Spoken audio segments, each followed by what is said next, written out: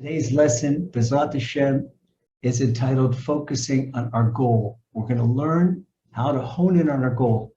Okay, so with Hashem's loving grace, there's one major difference between people who succeed and people who don't. Now, we all want to succeed. There's one of the difference between somebody that succeeds and somebody that doesn't. What's the difference? People who succeed, they're totally focused on their goal. They know exactly what they want to do, and they know exactly what they're striving for. And the ones that don't succeed, they don't know what they're doing. They don't have a particular objective, particular aspiration, particular goal. They're spending time. In fact, most people don't succeed. You know why? There's an expression in American English called a pastime.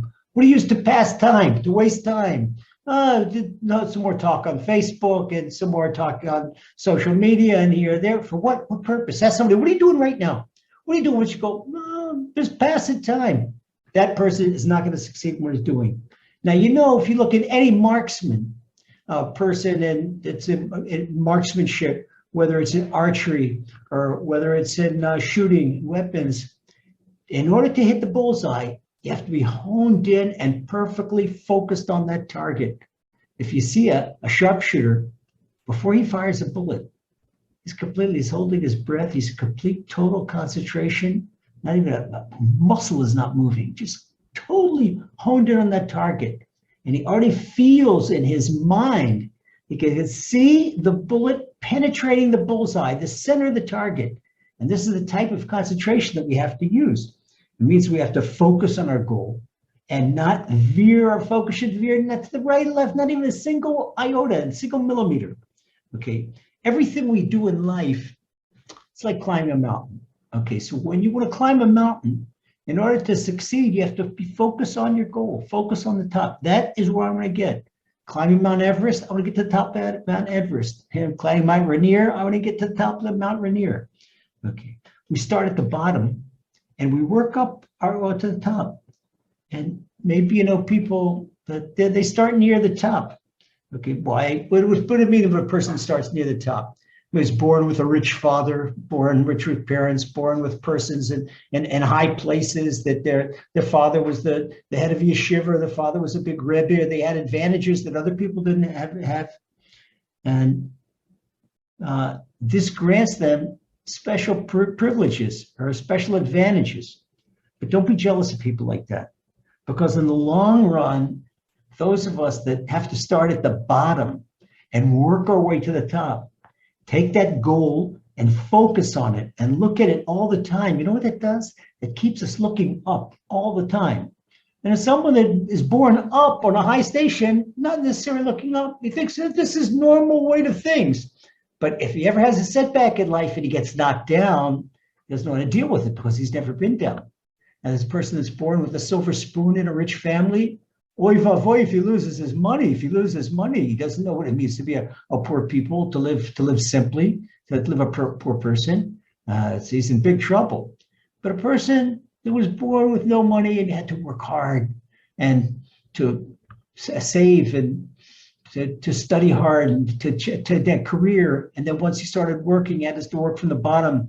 He was in a company, worked at the bottom. There's famous stories about people that became big printing magnates, and they started by selling newspapers in the streets. Okay, they worked their way up. This is an advantage, because when we work our way up, we all the time have to look up. And when we look up, that's emunah, that's saying Hashem. Okay, so don't be jealous of anybody that's in a higher station than you are. Okay, or born with more seemingly advantages than you have, because everyone respects a self-made individual. But few people respect a person that was born with a silver spoon. For example, take the example we just gave, a poor orphan. Poor orphan had to sell bubble gum and newspapers in the street, and he made money, and he bought a little kiosk, and from one kiosk he bought another one, then he had a chain of kiosks, and finally he had a factory or a printing press, and he became the head of the newspaper. And everybody respects somebody like this. He came up from nothing. But who respects somebody, okay, that their father was some millionaire and they inherited the daddy's company? Okay, so what's the big deal? But what have you done? what have you done? Okay, so your dad was a big millionaire. Your dad was a big financial magnate, but what have you done? And this is the answer that they ask us after 120 years on this earth. What have you done? What have you done? Because so it's a good when we have to focus, we have to make goals, we have to focus on them. And these are the folks that have to maintain focus from bottom to top. And their gaze is also from bottom to top. They're all the way looking up. They strive. And this is what we call in Ruchnius, Mevakshi Hashem, people that are seeking Hashem. People are seeking Hashem because they know how difficult it is to attain a goal. And they say, I can't do this alone. I need you, Hashem. Hashem says, oh, you need me to help you to attain your goal? That's it. I'm right there with you. Okay, this is what Hashem been waiting for. And Hashem gives us this difficult goal because Hashem wants us to ask him for help. And this gives us humility. In other words, if a person thinks he could do anything on his own, that's his haughtiness. It's haughty. But what happens to a haughty person? When a haughty person succeeds, so he says, the might of my right hand made me strong.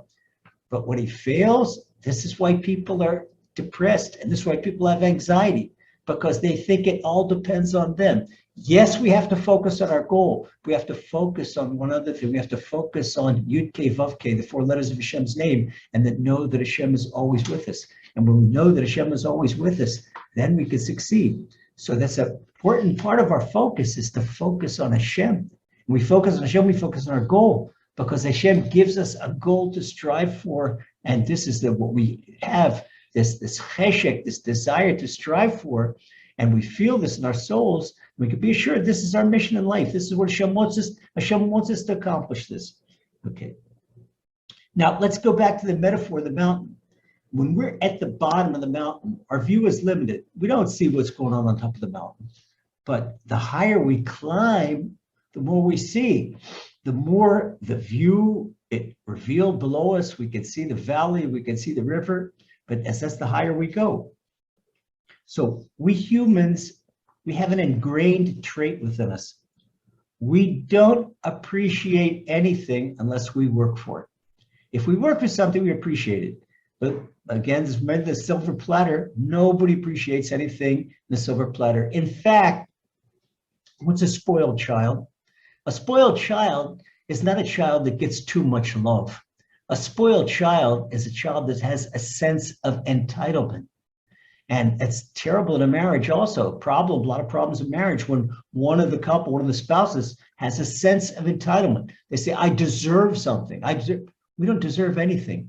We come into the world and we know we have to appreciate everything and thank Hashem for everything and thank each other for everything. So if you want to have a perfect relationship with somebody else, whether it's between a parent and a child or a husband and a wife and a husband, to appreciate everything. People says, what can I do to succeed in marriage? The 2 words, thank you. All you have to do is appreciate what your spouse does for you. But when a person thinks that they deserve something, they don't have to say thank you for it. That's called the sense of entitlement. So a sense of entitlement, that's what makes a spoiled person, not too much love. You can't have too much love in this generation. A sense of entitlement makes a person a spoiled person. And a sense of entitlement, the person is far away from Hashem, because a person with a sense of entitlement doesn't say thank you. The more a person says thank you, the closer a person is to Hashem.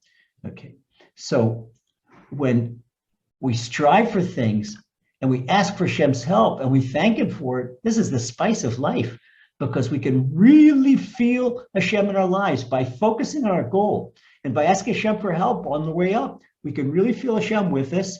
And this is satisfaction, and it's satisfaction of achievement. And you talk about satisfaction of achievement, that no money in the world can buy you that. Even way before we reach the goal.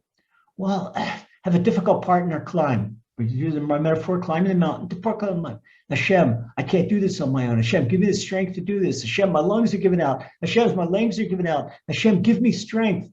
And you succeed. And you know you succeeded because Hashem gave you the strength. Hashem, thank you, thank you, thank you, Hashem. Mizmor Todah, says Psalm 100. People say Psalm 100 all day long because they can feel Hashem in their life. And when you're all the time thanking Hashem, you're all the time succeeding. So you got a goal. You're in real estate, you want to sell a house. You've got a shoe store, you want to sell a pair of shoes. Every time you sell a pair of shoes, say silently, learn Psalm 100 by heart. Thank you, Hashem. Every time you get a good mark on a test, you're a student. Yeah, you get your test back. Oh, you got over a 90. You got an A on the test. Thank you, Hashem. That Hashem illuminated your brain, that you remembered what you studied. Sometimes a person could study all night long and yet still would draw a blank. Okay. But there's a problem with focus. Right now in this generation, modern society, and especially the media, they kill focus. You know how they kill focus? Okay, how many times, if you want to do something, you want to find out something, you say, oh, I'm going to Google it. Okay, so you go and Google search on your computer and you're looking for something. You want to learn about who was king in 17th century England. All right, and all of a sudden Google starts sending you advertisements and this link and that link. And you need to know for your homework assignment who was king in 17th century England. And before you know, you're in winter gloves and you're in skis and you're in water surfing and you're fishing for tuna in Hawaii. You're doing all types of things, but you forgot, hey, what did I look in Google search for? Because it such kills focus. All these things from different things to rob you of your attention and rob you of your focus and to pull you here and to pull you there. So people forget, they get so sidetracked with all these crazy things. And you can see this is the way people make movies today. I once talked to a movie producer, and it used to be in the old days when I was young, a scene in a movie would be 15 seconds, 20 seconds. Today's scenes in movies, they're 2.5 seconds. They get people, they have ADD, ADHD. You got to be attentive. They got to jump all the time, jump here. And this is what happens. They lose their focus. They lose their focus. What's ADD? That's attention deficiency disorder. What's attention deficiency? They can't focus. And why can't they focus? And ask ourselves, why in our generation, there was no ADD? Because we read books, we didn't computer games. Instead of sitting in front of a computer, we played baseball, we played football, hockey in the winter, and swimming in the summer. There's all types of things. The kids now, they sit in front of screens, and screens, they got to be entertained. And when they're entertained, they're in the passive mode. And in passivity, there's no focus. In passivity, there's no goal. You want to be entertained, there's no goal. And it's just the passing time. This is what modern society, it kills a person's initiative. It kills a person's aspirations, and it kills his ability to focus. So that doesn't help. Now, let's suppose high tech.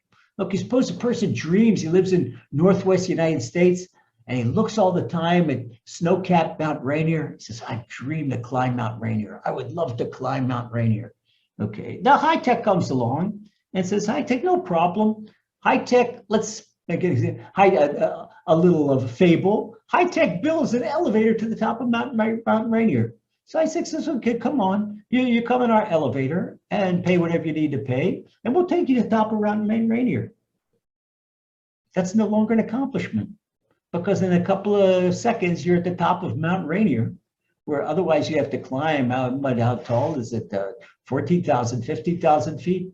And then you get in the snow and the wind and whatever, and the fog and the difficulty in breathing. No, it'll take you right up. Okay, so that's not an achievement. It's not an achievement because you don't need an effort, and you don't need to focus on a goal. You don't have to all the time look at the elevator, what floor we're on. Okay, so taking an elevator to the top of Mount Rainier would not strengthen a person's character. Climbing it would, step by step, focusing on the goal, straining everything with our mind and our body, doing everything we have to do. Now, there's a great gratification, because the higher we climb and the steeper we climb, the more we exert ourselves, the more we have to invest. And our calves and our quadriceps, they're singing out in pain. And our lungs, they sting. And no matter how good what shape we're in, no matter how good we're physically fit, that climb is going to be exerting. Okay, and so way before we finish the climb, our body says, enough, finish, I'm up. So what gives us the strength? Wait, babe, we haven't even made 2/3 the way up of Mount Rainier. We got another third to go. And what gives us the strength to finish the climb? There's two things. The first is focus, and the second is desire. Focus and desire. Do not forget them. Okay, focus lets us keep our eye on our goal, that we can always remember what we're doing. Always remember what we're doing. Just like not the guy that forgot what. Hey, what did you get on the computer for Google? Oh, if he had his focus, he says, "Oh, I need to know who the king was in 17th century England." Okay, let's example of a person who's got focus. Person never loses focus. A guy is going through 12 months of training to be a U.S. SEAL. He's the best of the best in the U.S. Navy, best one of the best American soldiers you can find. Right. So he finally goes his last week of training, whatever it is, maybe in the 14th or 15th month of the training, and it's called Hell Week. This is a week where these guys are put through purgatory. No normal person could bear those difficulties. No person does. But the SEAL's got two things. How can he do this? The U.S. SEAL. How can that commando suffer all the tribulations they go through? They barely sleep. They get beat up. They run. They're thrown in the water. They're thrown out of the water. They're jumping out of planes at 4 a.m. They're going in the frozen sea. They do all kinds of crazy things. But there's two things. He's focused on what he needs to do. I need to finish this week. If I don't finish this week, I'm not going to get my SEAL wings. I'm not going to be a bona fide U.S. SEAL. Okay. And desire. This is his goal. He wants to accomplish this more than anything. And if he doesn't have this strong desire, there's nothing that's going to get him through it, because his body can't get him through it. Even though these guys work out all the time and they swim and they dive and they lift and they do everything. But their body's not enough. It's not enough. You ask any U.S. SEAL, the body is not enough. It's got the heart. The heart gets into it. Because when the body gives out, that's when the desire begins. That's when the heart begins. Okay. So desire, what's desire? You ever seen a rocket take off and a rocket is trying to escape Earth's power of gravity? And Earth's power of gravity is very strong. So the rocket, right as it's reaching the edge of gravity, it hits an afterburner. And the afterburner, boom, gives it strength, and it goes out of the field of gravity, the Earth's field of gravity. Okay, this is called the afterburner. Same thing with the U.S. SEAL. When his body gives out, he's got a desire. I got to do this. I got to get this done. And that's the afterburner. Desire is the afterburner. And we all have this. We all have this desire. This desire is something very godly. Desire comes from the highest part of godliness. It's called the keter, the crown. The desire, it comes from the highest part of Hashem's name. And we take the desire. We have desire to complete our goal. This plugs us into Hashem, because this brings us close to Hashem, because we cannot complete without Hashem. Desire is godly. Having desire, especially when the desire is to accomplish our mission because it's what Hashem wants us to do. Wow, you really get strong. And that's why you can see people do such fantastic things. What Moses accomplished in a lifetime, what King David accomplished in a lifetime, what the Arizal accomplished in a lifetime, what Rabbi Nachman of Breslov accomplished in a lifetime, very short lifetime, 38 years old, what the Baal Shem Tov accomplished in a lifetime. It's all because of desire. Desire is a person's afterburner, and when the body kicks out, that's when desire kicks in. So there's not a single marathon runner or mountain climber or Olympic athlete that reaches the finish line on physical prowess alone. No such thing. But the people with the greatest desire, these are the guys in the winning circle. These are the people in the winning circle that got the greatest desire. Because to do any endeavor in life, it's not just talking about athletics, we're not just talking about climbing mountains or running marathons. Whatever you want to do, whether it's completing medical school, where it's finishing your CPA boards, whatever you want to accomplish, you have to have desire. This is something that you really want to do, and especially in learning Torah. If you want to learn a Masechet, learn all of Shas, gotta have a lot of desire. Okay. So what is the dubious mate of instant gratification? Modern society wants you to have instant gratification. No, I get a quick fix. Okay, instant gratification is instant progress. Instant progress and instant gratification, they're are two couples in modern society. They're a couple of modern society. You know what the old expression says? It says easy come, easy go. So if your climb to the top is easy, uh-oh, something is wrong. You better double check it. Czechoslovakian folklore tells a story about Schweik. The famous story Schweik. Schweik is the simpleton. He does everything wrong. They have the same kind of soldier in Egyptian folklore is called Juha. Okay, in Czechoslovakia is called Schweik, the brave soldier Schweik. So the story in Czechoslovakian folklore says that the Schweik's commanders told him to go capture hill number 131. And so he comes back in a short while and he says, I've captured 131 single-handedly. And the commanders couldn't understand. There was a fierce enemy on top of 131. And so, wait a second. Commander says, what hill did you capture? He says, I captured 131. He said, we told you to capture 135. 131 was already in our hands. It turns out that all the soldiers he killed on 131, they were Czechoslovakian soldiers. They were friendly soldiers. So, the commander said, you shot our own troops. That's Schweik. Schweik would do everything wrong. Oh, sure. He easily captured it. Easily captured because there wasn't any enemy there. There were friendly soldiers there. You have to know one thing. People are looking for the easy life, comfort zone. There's no worthwhile goal in life that's easy or comfort zone. Climbing is strenuous and it's tedious. And true upward gain needs focus, it needs desire, and needs desire step by step, and inch by inch, and day by day, no matter what we're doing. And true progress, I don't care if it's in athletics, or if it's in career, or it's in academics, or spirituality, wherever you want to make progress in, that's got to be gradual and measured and focused, and you got to have desire. Because if you don't have the focus and the desire, you're not going to make the progress. So suppose a person, he goes to university, goes to college, and he plays all semester long, and now it's a week before final exams. Uh-oh. So he or she starts cramming, they stay up all night long, and if they're dexterous enough, then maybe they'll pass their exams with a C, but they won't know the material, not gonna know the material. They'll pass the test, that's what people do. Because the laws of memory retention, if you look at psychology, laws of memory retention, they teach that the more we learn and the more we relearn, the more we retain. It's the same thing in physical training, in combat arts, when you want to teach someone a move that they don't know, that's awkward, okay, you have them do it 1 time, 10 times, 100 times. When a person does the same move 1,000 times, that it comes in the brain, comes reaction. And this is, for example, in Krav Maga, when a person is defending himself, teach a person how to do a defense move or an attack move dozens of times, dozen times, until he comes to a situation, boom, that's instinct, acts out of instinct.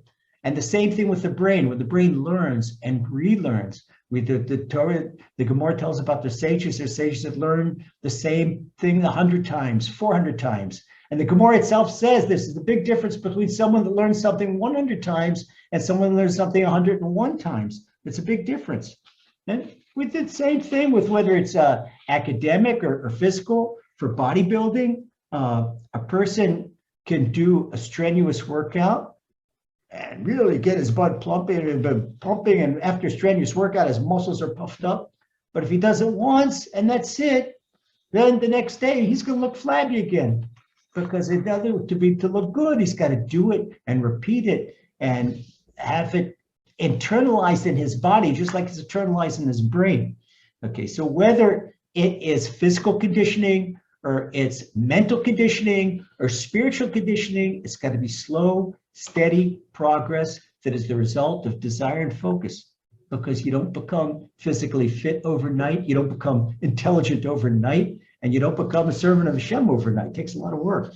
So wherever you're going or wherever you're climbing, remember, the old Aesop fable about the tortoise and the tortoise and the hare, the rabbit and the turtle. Okay, people that make the rapid speed progress, they're flashes in the plan. Okay, they make slow, but then there's a turtle, he makes the slow and the steady progress. That's up, he goes further than the rabbit does. The rabbit burns out and the rabbit gets sidetracked, as in the fable. And the turtle, step by step, continues on to his goal. Why? Because the difference between the turtle and the rabbit is the turtle is focused and the rabbit's not. So until we reach our peak, there's going to be all kinds of pains and difficulties and obstacles. And this is part of the turf. We have to prepare ourselves for it. Because before we go higher, we're going to have to work for it. And we get rewarded with this exhilarating view. As we said, we go higher. And this is just a metaphor with a view on life, a view on Hashem. We get to know Hashem better. All types of rewards as we go higher, whether it is physically, intellectually, or spiritually. It all goes. But there's 4 important points we have to keep in mind. 4 important points. Don't ever forget them to stay focused on our goal. To achieve our goal, we have to do one thing. First thing, one, and don't forget it, guard your time. Guard your time.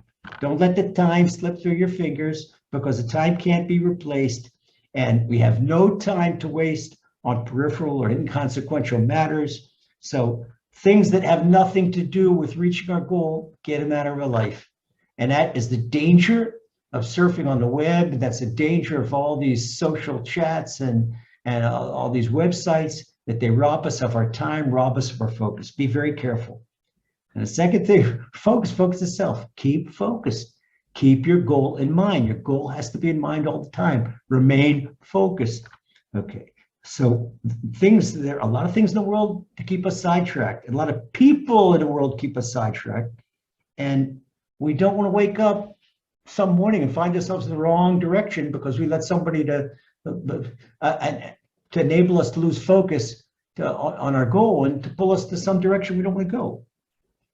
The third thing we have to remember, don't let pain or disappointment discourage you. Because whatever we do in life, there's always pain, there's always disappointment. Don't let it discourage you. Be courageous and honest with yourself. And you have to know that this is part of the goal. And be strong. This is from Hashem. It's really a gift. The pain and disappointment is that we have to muster our strength to overcome. And then the fourth, very important point, to maintain our focus. Don't let other people discourage you. Sometimes other people are jealous that you're focused and they're not. And they want you to be mediocre like them. You know, the pigeons, they want you to come fly with the pigeons. But an eagle doesn't fly with the pigeons. Eagle flies on his own. Look, you want to be an eagle. But there are people that want to be with the pigeons and they walk around the pigeons and eat the crumbs. No, don't let other people discourage you from your goal. Don't pay attention to other people. You know what you need to do. Focus on your goal and go for it. Now, you follow these 4 steps. Once again, guard your time and keep focused on your goal. And don't let the pain discourage you, and don't let other people discourage you. Follow these 4 steps and you're going to make giant strides toward your goal.